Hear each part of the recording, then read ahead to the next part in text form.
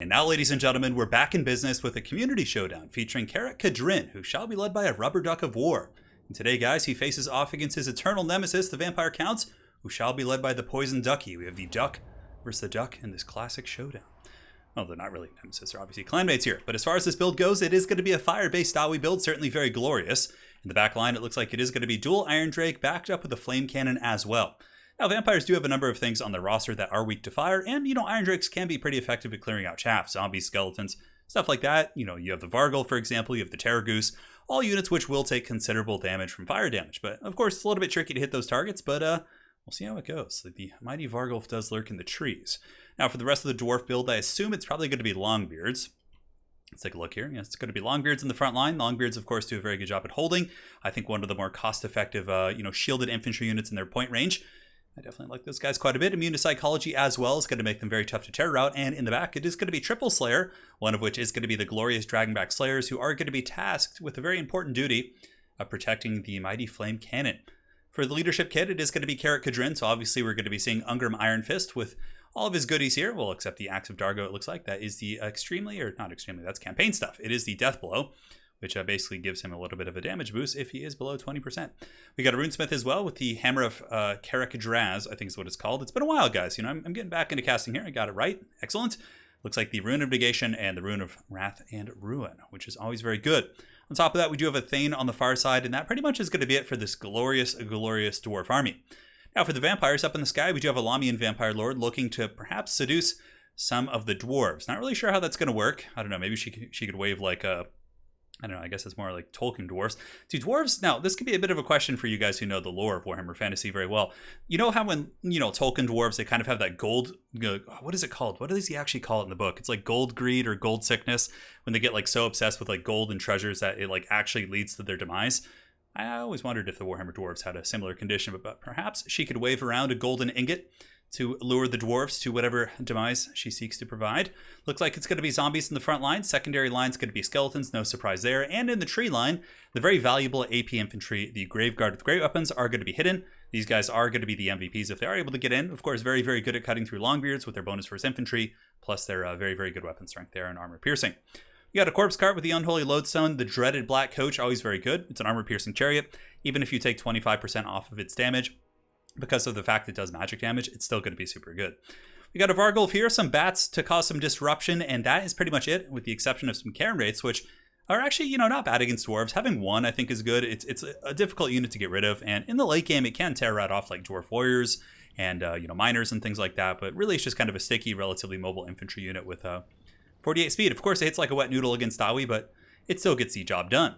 So vampires are going to be advancing here, of course. The dwarves do have the defensive position with the artillery piece, which we'll be attacking here in a moment. I would imagine its first volleys will probably go into some of the skeletons here in the secondary, or maybe just into some of the zombies to send a message. Granted, killing a unit of zombies is really only like 100 gold of value, so typically you're going to want to shoot other targets. But you know what? Sometimes if you're able to nuke down a unit of zombies really quickly, it can make your opponent think they're taking a lot more damage than they are. So let's go and see what he's going to be shooting. Looks like it is going to be the Zombie Nation. And here the Iron Drakes are going to be shooting up in the sky. And this is kind of what I was talking about when we were in the pregame, how it can be difficult to actually get those shots against single entities. But it's a lot easier against like a Vargulf and some of the ground-based units. The flying ones are quite exceptional at juking here. It looks like the Poison Ducky is going to be dropping a zombie summon on top of the Flame Cannon. Definitely going to be a good play. It will shut it down for a period of time. Yeah, it's actually going to be a skeleton summon, so it's going to be a little bit trickier, but the Slayers of the Dragon back do rush in, and these mighty Dwarf Warriors should be able to dispatch the skeletons rather quickly. And the Flame Cannon crew has taken minimal, if any, damage at all. So ultimately, that's a pretty good trade for the Dwarves. They get out a summon, they take very little damage, and it looks like most of the cannon shots have shot skeletons and zombies because the Graveguard weren't visible at that point, and the Iron Drakes are doing a little bit of damage. Okay, a nice little sustained volley right there, plus a Flame Cannon shot right to the dome piece of that Lamian Vampire Lord. And here on the flank, we do have the dreaded Cairn Wraiths coming in with skeletons and zombies. This flank's certainly not going to be terribly, scary from the vampire counts. It's mostly chaff units. Nothing that the Longbeards can't handle. Now, the frontline fighting is about to be underway here. The Longbeards are going to be engaging against the zombies and skeletons. Should be able to take those. I would imagine a group of Longbeards could probably take, like, just a 20 stack of zombies, it feels like. Not in reality, but obviously they could take quite a few. The Iron Drake's going to be shooting into skeletons, getting some good damage against that light armor, but now comes the scary part from the vampires when they do decide to strike in with their big beasties. So the big vampire gorilla is going to be coming in, the vampire Wookiee. Going to be taking a direct shot from the flamethrowers there. not taking as much damage. Oh, it looks like they're actually shooting the skeletons in the back, and that's why. But the Rune of Wrath and Ruin is active. Ungrim is in there going balls deep, and this thing is going to be slowed down among Slayers. Very, very good play there by the Dwarves, isolating that Vargulf when it's in its most vulnerable position. However, in the back here, the Vampire is certainly getting some good value. You can see the Elamian Vampire Lord able to get some brutal damage against these Iron Drakes here. And the Black Coach is kind of a nibbling at the heels here of these Longbeards. Definitely want to get that bad boy in the back line and start disrupting the Iron Drakes if you can. Elamian Lord back up in the sky. You can see the Fellbats also back up in the sky as well. And the Vargulf brought down to sub 50% is going to be hit with an Invocation of Nehek, a healing ability from the Elamian Vampire Lord to keep it going. But yeah, definitely good for the Dwarves. It puts some of the pressure off, but good usage of Fellbats as well. Fellbats are kind of being tapered in. I like that he's not sending them all in at once. He's using them to disrupt. He's keeping the other ones in the sky, waiting for opportunities and openings to really shut things down. This is also quite good here for the Vampires. The Cairn Wraiths are on top of the Iron Drakes. They've pretty much gotten rid of them. Those guys are going to be terrified and probably push back, to which the Fellbats are then going to be able to chase them. Now, front line, no surprises here, is going very, very well here for the Dwarves. Miners, Longbeards pretty much decimating, but they haven't really ended up fighting the Graveguard with Great Opens yet, so that is going to be their truest test yet. In the back, Dragonback Slayers, of course, are immune to Psychology. Well, they're unbreakable, so they don't really have to worry about that, but they're not going to be getting terrified at all. And the Slayers are getting a pretty good collapse, the Black Coach being left in combat a little bit too long. If this Black Coach stays here much longer, the Dragonback Slayers, the Mighty Dowie, will be able to drag this down. And you can see right as I think he realizes the Black Coach was left in combat a little bit too long, the Rune of Wrath and Ruin is going to be activated, and the Black Coach is going to be running for the hills, or running for the ether, wherever it may come from. It's going to be running somewhere, which is not this battlefield. Now, Slayer's doing a good job holding down the Flame Cannon. It's still going pretty well. The Vampires still do have a Vargulf. The Elamian Vampire Lord's in good shape, and of course a couple good breath attacks here. For example, a big one right down the pipe here on these Longbeards would be extremely impactful. If you could melt these Longbeards, get those Graveguard with Great Opens through into the back line, and have them start fighting Slayers and targets like that would be extremely good for the Vampires. Slayers do not trade well versus armor at all. So it looks like Elamian Lord jumping down here, going after Slayers for a little bit of a hit and run. I don't know if I agree with that decision per se. Not going to yield too much fruit, but nonetheless, good play here by the Vampires. Using the Vargulf to crack the front line is the right play. You basically just want to make it so your Graveguard can get really good spread on the back line, the really sensitive areas of that Jawi army. And of course, Slayers will hold them back, but they're going to struggle to kill the armored Graveguard. So as far as the Dwarves go, we see they do have the Thane in good shape, Ungrim's in good shape as well, as is the Runesmith. So all three of the heroes are in really, really good shape, which is certainly a little bit concerning. It looks like the Elamian Vampire Lord had a bit of a grudge against the Cairn Wraiths for some reason. Breath attack did go down. It looks like it was trying to hit maybe the Longbeards here, or the Warriors of Dragonfire Pass, but ended up hitting those Cairn Wraiths a little bit. Flame Cannon still shooting. As far as kills, it is up to 197, many of which are probably chaff units, so you got to take it with a grain of salt. But still, that's not bad. I mean, if it's shooting the Graveguard here and getting some good damage, looks like it's shooting the Dwarves. Classic friendly fire on both sides. It's going to be going in once again. Elamian Lord going to be going in, trying to break the Miners here, but a very good Rune of Negation. Solid stuff. The entire Dwarven backline pocket, which is pretty much all embroiled in very important conflicts, is going to be getting ward save. And now the Mighty Slayer King is going to be going in to do battle here with the Vargulf. The Vampire Gorilla is going to be running. It looks like it was not slowed, but certainly is going to be forced back. I'm just sorry, I was just listening to what Ungrim was saying. He sounded super pissed off. Like I said, I'm just getting used to casting with like headphones in so I could hear the sounds. I used to find it kind of distracting when I was casting, but it's kind of, yeah, it's very immersive for sure to have those sounds on. Now, it looks like another summon was used back here. You can see the zombie summon was dropped on top of the artillery piece once again. Certainly very, very good to try and shut that bad boy down. Up in the sky, Elamian Lord just kind of invocating on the Cairn Wraiths. It also hits the Graveguard and hits the other Graveguard. Really, really good cast there. Pretty much hit all the good high-value targets the Vampires wanted to heal up, with the exception of the Gorilla, of course. But the Vargulf, if left to its own devices, will, of course, heal on its own, so I guess it's not as important as, like, healing Graveguard. And, you know, every one of these Cairn Wraiths that is resurrected is a really, really annoying, difficult process for the Dwarves to try and get down. Over here, a couple Flamethrowers come back in. Elamian Lord able to shut those guys down quite happily, but the Dwarves certainly have a ton of stopping power, and my big concern for the Vampires is the fact that Ungrim plus, you know, the Thane and the Runesmith are all pretty healthy, so there is some pretty mean stopping power and a lot of unbreakable infantry. So if the Vampires get forced into a situation where all they have left are single entities, they're going to be forced to fight in combat here against the Dwarves, and that's going to be a tough pickle with all those heroic characters. Obviously, normally cycle charging and those other things like would really nullify the effectiveness of like Ungrim and a Thane, but if you know, you're obviously this is being played under tournament rules, if I'm not mistaken. Pretty much all the replays I get in my Discord are. It's going to be very, very tricky for the Vampires to work around that.